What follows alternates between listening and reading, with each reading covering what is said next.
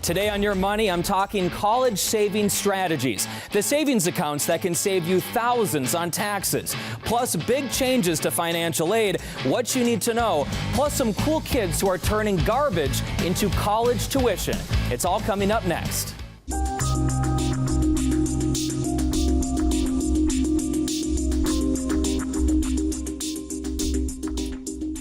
Welcome to Your Money. I'm your host, Gordon Severson. There is no way around it. College is expensive. Whether it's a 2-year program or a 4-year degree, the bills add up fast. It's why millions of Americans are still dealing with college loans well into their 30s, 40s, and beyond. But for the next generation, there is hope that if you start saving now, you can prevent some of that burden down the road.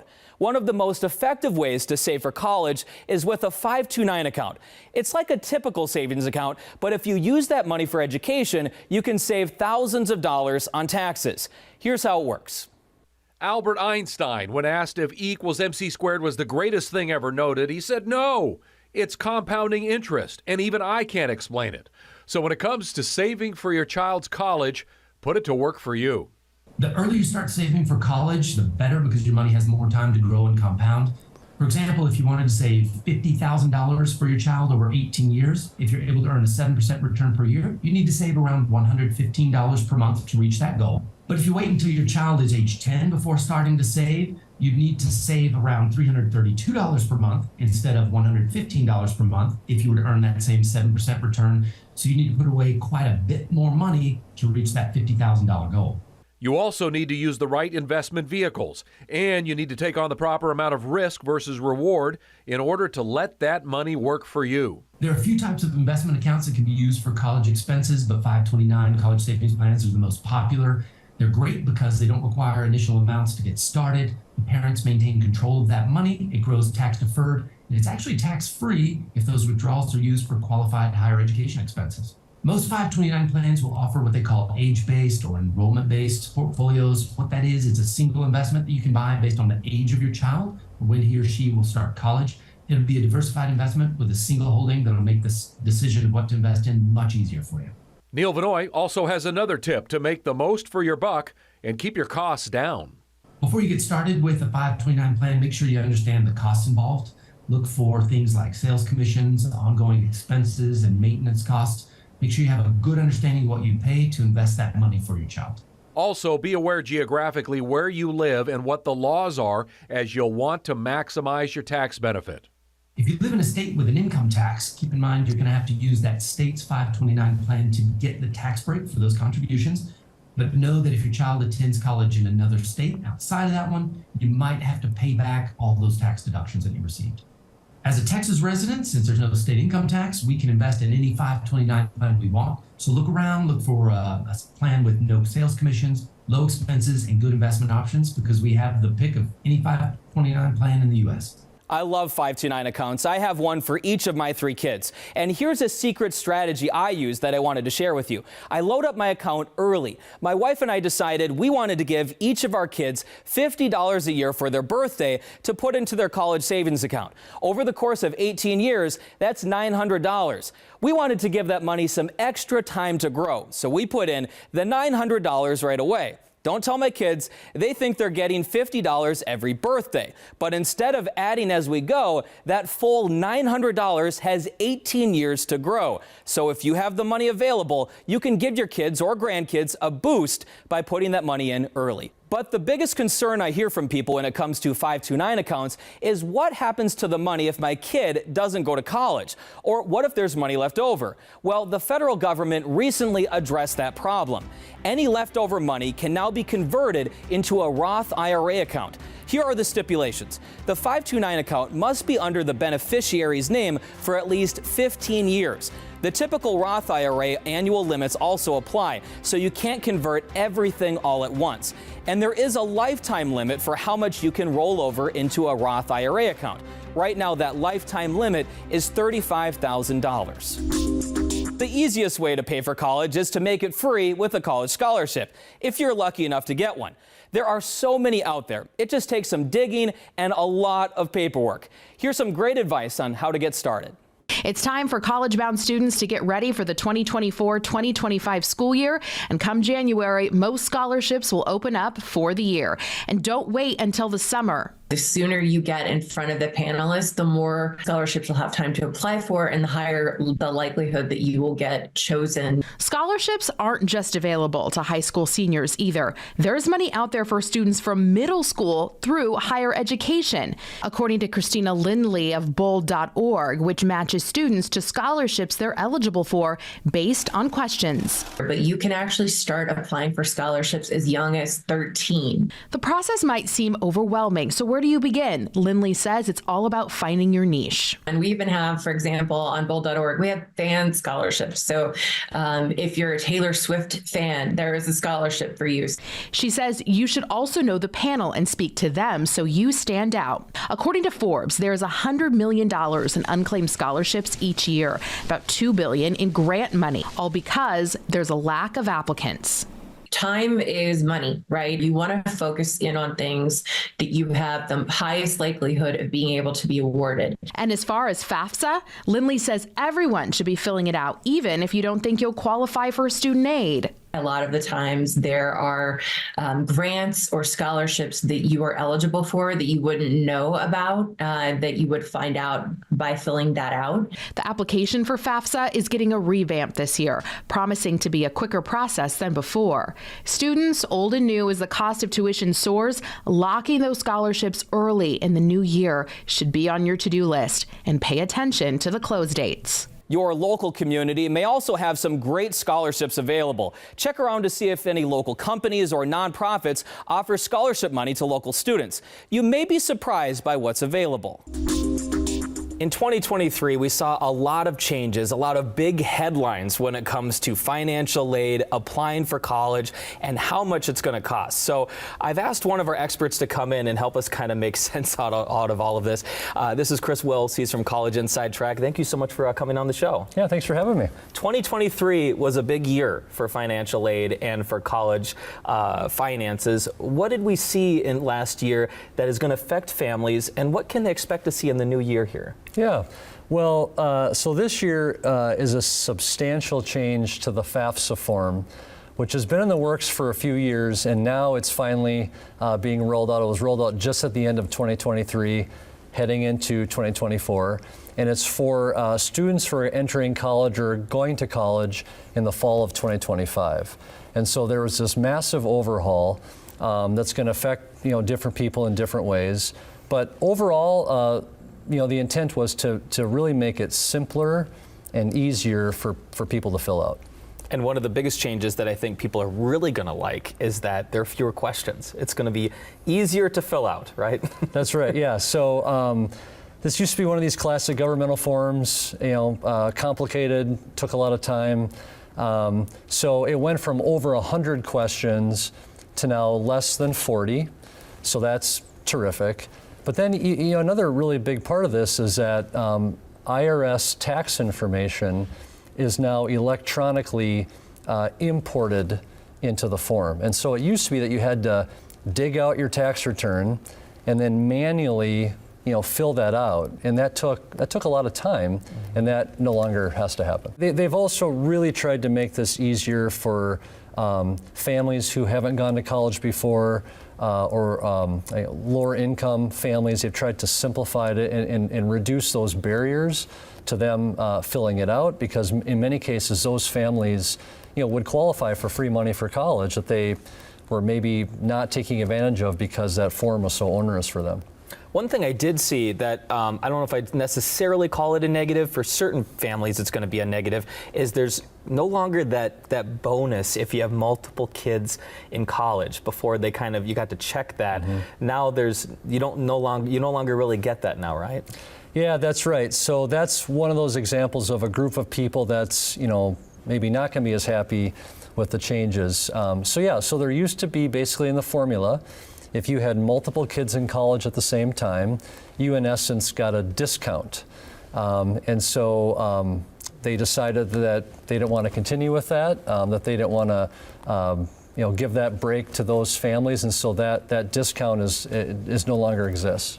And I also saw that there was some changes for divorced families, kind of mixed families, when it comes to what information you put in and who you have to include in your form. That's something that some of those families, if they have applied for in the past, that might be different now in the years to come. Yeah, that's a pretty big change too. And the divorced families, that was always complicated because it had nothing to do with which of the parents was putting the student on their tax return. It was really based on previously which parent the student lived with the majority of the time. That is changing to now which parent provides the majority of financial support. That parent fills out the FAFSA. Which could drastically change how much someone gets depending on their situation. Absolutely, right. So, you know, it's interesting for certain families who have a kid in college right now, like literally last year, they may have filled it out one way, and now this coming year, they may fill it out a different way, and their ability to qualify for aid or not, you know, may change based on that. And I know usually this FAFSA form comes out in around October. This year it's a little bit delayed because of all these changes. It was late December, early January. Mm-hmm. What should people expect? I guess, should they get that form filled out sooner rather than later now that the timeline is crunched a little bit? Yeah, well, we certainly advise that. I mean, normally having it come out in October 1st is usually the date that it opens, you know, gives people plenty of time to fill it out. It then gives the colleges plenty of time to process those forms, figure out their financial aid offers, provide them to the families, and then provide the families enough time to make that decision. Well, that's all been condensed a lot, right? So you've got this delay. So families need to fill it out as soon as they're able to, because the colleges are under the gun to try to process these forms. Again, they've got 3 or 4 less months to do that, and give people enough time to make that decision, you know, as the senior year of high school winds down. And I know the overall goal of these changes was to make it easier so that more people apply. And they were finding that a lot of people that were lower income that would really benefit from this were maybe getting frustrated with the process. It was too time consuming. Now there's less of a barrier there. So they're hoping those people will apply. But on the flip side, people that might think, oh, my income is too high, I'm not even going to bother. Now they might want to consider that they might get something, and if it only takes 10 minutes, you might as well do it, right? Mm-hmm. Yeah, well, we certainly advise that. I mean, filling out the FAFSA unlocks a number of things for families, right? So one of the things that filling out the FAFSA does is it will help you understand, you know, will you qualify for what's called need-based financial aid. So that's financial aid based on your income. So that's one thing, and that's true. There are certain families, they may not qualify for that. But that's not the only reason that it makes sense to fill out the FAFSA. Some colleges award their own scholarships based on you filling out the FAFSA. So if you don't fill out the FAFSA and you make $1 million a year, you would just be missing out on those scholarships. And then furthermore, you have to fill out the FAFSA if you want to access the federal student loan program.